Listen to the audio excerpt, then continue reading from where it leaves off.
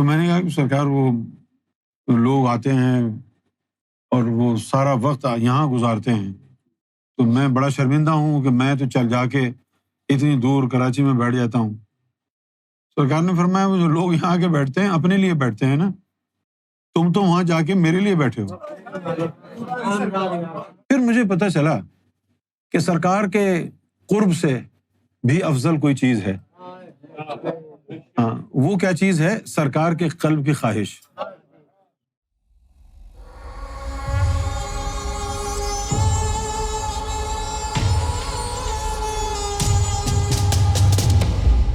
موقع پہ ایسا ہی منظر دیکھنے میں بھی آیا تھا، خواتین تھیں اور تھوڑے سے فاصلے سے مجھے یہ بات سننے کو ملی کہ مالک کو کوئی دبانا چاہ رہی تھی کہ میں آپ کے پاؤں دبا دوں۔ آپ نے فرمایا کہ کوئی سلطان سمجھ کے دباتا ہے، کوئی سلطان کو دباتا ہے، کوئی مرشد دباتا ہے، لیکن گوہر شاہی کو تو کوئی نہیں دباتا۔ تو یہ یعنی آپ جس طریقے سے فرما رہے ہیں، اس قسم کی گفتگو فرمانے کا کتنا بڑا کرم نوازی کا اشارہ ہی میں سمجھتا ہوں آپ جس طرح فرما رہے ہیں۔ جو میں نے باتیں کرنا شروع کی نا، جی سرکار، مجھے پتا نہیں تھا کہ وہ سرکار کے قلب کی خواہش ہے، اللہ مجھے معلوم نہیں تھا۔ مجھے معلوم نہیں تھا کہ جو میں باتیں کرتا ہوں لوگوں سے وہ سرکار کے قلب کی خواہش ہے، کہ ایسی باتیں لوگوں میں یہ تعلیم جائے، بے شک، اور مجھے کبھی کہا بھی نہیں۔ جی دیکھو، میں یہاں سے انگلینڈ سے جاتا سرکار سے ملنے، بالکل، کوٹری گیا، سرکار سے ملا، 5 منٹ 10 منٹ آدھا گھنٹہ ملاقات سرکار سے ہوئی۔ اس کے بعد میں کراچی چلا جاتا اور کراچی میں جا کے ہوٹل میں رہتا اور وہاں لوگ آ کے ملتے اور سرکار کی باتیں ہوتی۔ ایک دن مجھے خیال آیا، اچھا جب میں ہوٹل میں ٹھہرا ہوتا کراچی میں اور لوگوں سے ملاقات کر کے سرکار کی باتیں کرتا تھا، تو اس وقت جو ہے دن میں 1-2 دفعہ ضرور سرکار کی کال آتی اور سرکار یہی پوچھتے کیسے ہو تم، کیا کر رہے ہو، کہاں جا رہے ہو۔ پتہ نہیں ایک دن جو ہے وہ شوکت صاحب میرے ساتھ بیٹھے ہوئے تھے وہاں، تو ایسے ہی گفتگو ہوتے ہوتے اس مقام پر آ گئی کہ میں نے کہا شوکت صاحب جب آپ آتے ہیں ابوظہبی سے سرکار سے ملنے تو آپ کیا کرتے ہیں؟ تو کہتے جی میں تو آ کے وہیں سیدھا کوٹری، اور کوٹری میں 2 ہفتے 3 ہفتے گزار کے پھر سیدھا ایئرپورٹ اور ابوظہبی۔ یہ بات میرے دل کو لگ گئی۔ میں نے کہا یار میں دیکھو کتنا کافر آدمی ہوں، میں آتا ہوں آدھے گھنٹے کوٹری میں رکا، سرکار سے ملا، اس کے بعد دوبارہ جاتا نہیں، وہ کراچی میں 2 ہفتے گزار دیتا ہوں۔ تو یہ سوچ کے میں پہنچ گیا ادھر، کوٹری چلا گیا۔ اب کوٹری میں چلا گیا، سرکار سے ملاقات ہوئی، تو سرکار کی ملنے میں وہ گرم جوشی نہیں، یعنی جب میں اتنی دور بیٹھا ہوں تو فون کر کے پوچھ رہے ہیں تم کیسے ہو، پیسے تو نہیں چاہیے تمہیں، طبیعت ٹھیک ہے، یعنی اس طرح کی باتیں۔ اور جب میں چھوڑ کے کوٹری چلا گیا تو اب وہ گرم جوشی نہیں، اب وہ بڑے ہی سپاٹ لہجے میں فرمایا کیوں آئے ہو؟ تو میں نے کہا کہ سرکار وہ لوگ آتے ہیں اور وہ سارا وقت یہاں گزارتے ہیں، تو میں بڑا شرمندہ ہوں کہ میں تو چل جا کے اتنی دور کراچی میں بیٹھ جاتا ہوں۔ سرکار نے فرمایا وہ جو لوگ یہاں آ کے بیٹھتے ہیں اپنے لیے بیٹھتے ہیں نا، تم تو وہاں جا کے میرے لیے بیٹھے ہو، تم جو دور جا کے بیٹھے ہو۔ اور پھر لوگ آنا شروع ہو گئے تھے، میں ہوٹل میں ہوتا تھا، یہ امجد حسین بھی آتے تھے، بہت سے لوگ آتے تھے وہاں سے، جو ہے نا یہ خاص باتیں پھیل رہی تھی وہاں سے۔ پھر مجھے پتہ چلا کہ سرکار کے قرب سے بھی افضل کوئی چیز ہے، سرکار کے قرب سے بھی افضل، ہاں وہ کیا چیز ہے؟ سرکار کے قلب کی خواہش۔ یہ انسان کی اپنی ایک خواہش ہوتی ہے کہ بھئی میں جا کے وہاں دیدار کروں روزانہ۔ اب کوٹری میں بھی جا کے بھی آپ لوگوں کے ساتھ ہی اٹھتے بیٹھیں، سرکار کے ساتھ تھوڑی بیٹھیں گے 24 گھنٹے۔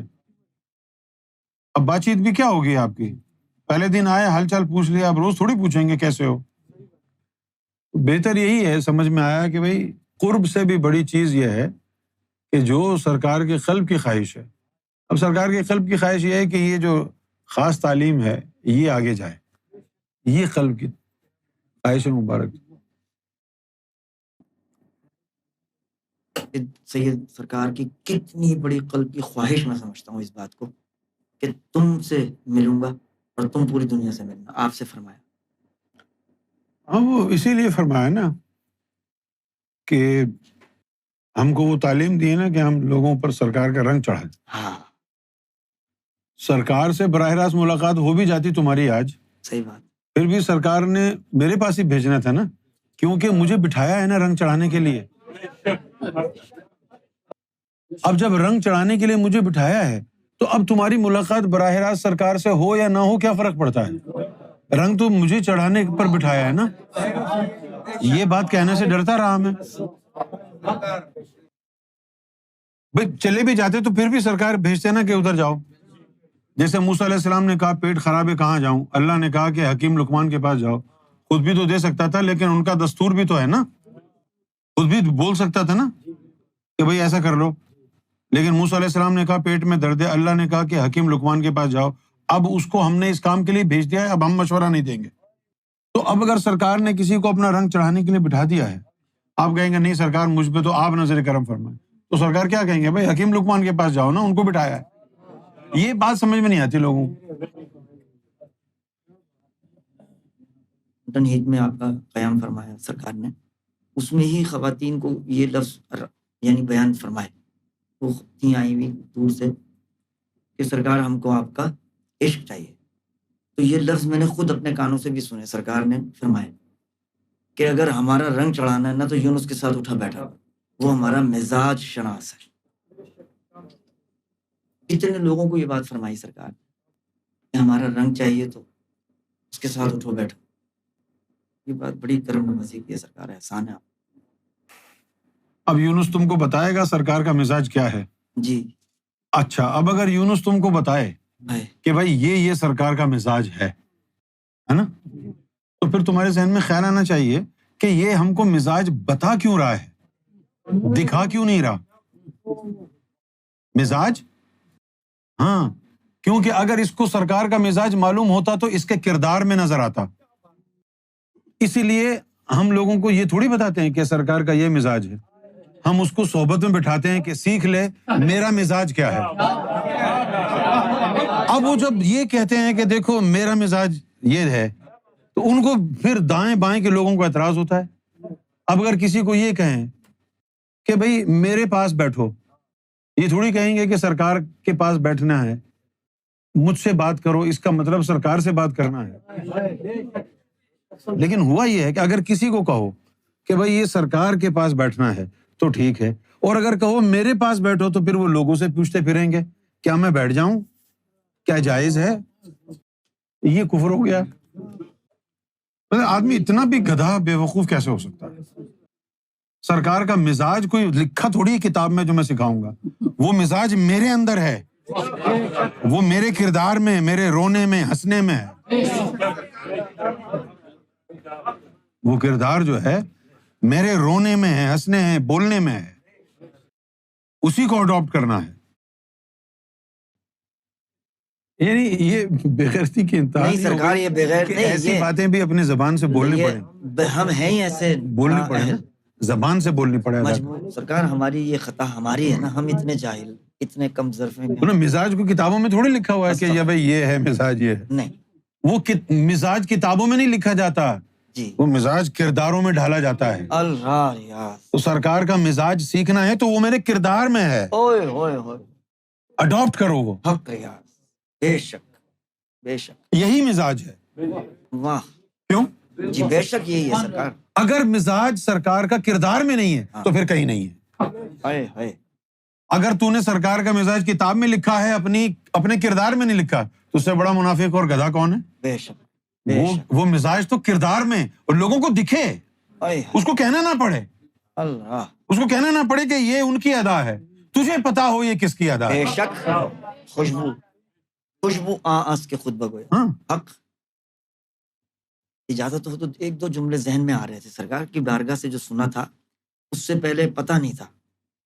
عمر بن خطاب کے حوالے سے اچھا، وہی عظمت جیسے تھی سیکھی ہوئی، بس وہی تھی ذہن میں، لیکن اس بات سے وہ دل میں جو ہے نا تکلیف پہنچی کہ جب سرکار نے حجر اسود کے حوالے سے وہ کیمرہ بند کروانے کی نشست ہے جس میں فرمایا تھا بند کر دے تو میں بتاؤں، اس میں یہ گفتگو فرمائی تھی، تو اس وقت یہ جملہ فرمایا تھا کہ اس نے حجر اسود کو مخاطب ہو کر ٹوکا تھا، تو وہ تانا تھا کہ اگر محمد تجھے نہ چومتے میں کبھی تجھے چومتا نہیں، تانا تو تھا، تانا تھا۔ ہاں نا، تو اس کے بعد اس نے چوم بھی لیا تو اس کا وہ بوسہ قبول نہیں ہے نا۔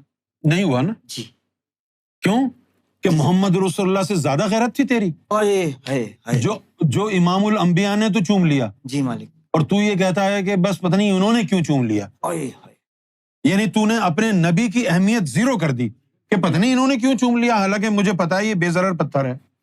یہ کیا مینٹیلٹی، کیا ہے یہ، کیا شو کر رہی ہے یہ مینٹیلٹی کہ بھئی مجھے معلوم ہے یہ تو بے ضرر چیز ہے، انہوں نے چوم لیا تو اب مجھے چومنا پڑ رہا ہے، اگر میں نہیں چوموں گا لوگ کہیں گے دیکھو اس نے سنت رسول نہیں کی، بھائی ان کے کرنے کی وجہ سے مجھے کرنا پڑ رہا۔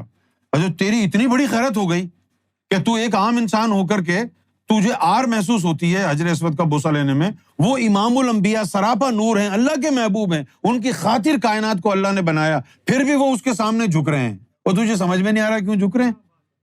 تیری اتنی بڑی اہمیت ہو گئی، اتنی غیرت ہو گئی تیری، رسول اللہ سے بھی زیادہ بڑی غیرت ہے تیری کہ وہ تو جھک گئے اور تجھے جھکنے میں آر محسوس ہو رہی ہے۔ اسی طرح سرکار نے تو کہہ دیا جسے گوہر سے ملنا ہے وہ یونس سے مل لے، بالکل، اور تیرا اتنا بڑا ایمان ہے کہ نہیں میں تو گوہر کے علاوہ کسی سے ملتا ہی نہیں، تکبر ہے، یہ تکبر ہے۔ بے شک سرکار، بالکل مالک۔ بھائی جب سرکار اگر یہ کہہ رہے ہیں جس نے مجھ سے ملنا ہے یونس سے جا کے مل لے، اور ایک بندہ کہتا ہے نہیں ہم تو سرکار کے علاوہ کسی کو نہیں دیکھیں گے، تو تیری غیرت بڑھ گئی ہے۔ لعنت ہو گئی، بے شک۔ جب وہ ذات کہہ رہی ہے مجھ سے ملنا ہے تو اس سے مل لو، تو یہ کہتا ہے کہ نہیں ہم سرکار کے علاوہ کسی کو دیکھنا بھی کفر سمجھتے ہیں۔ استغفار، کفر ہے، یہ کیا ہے؟ یہ کفر ہے سرکار، یہ تکبر ہے، بے شک۔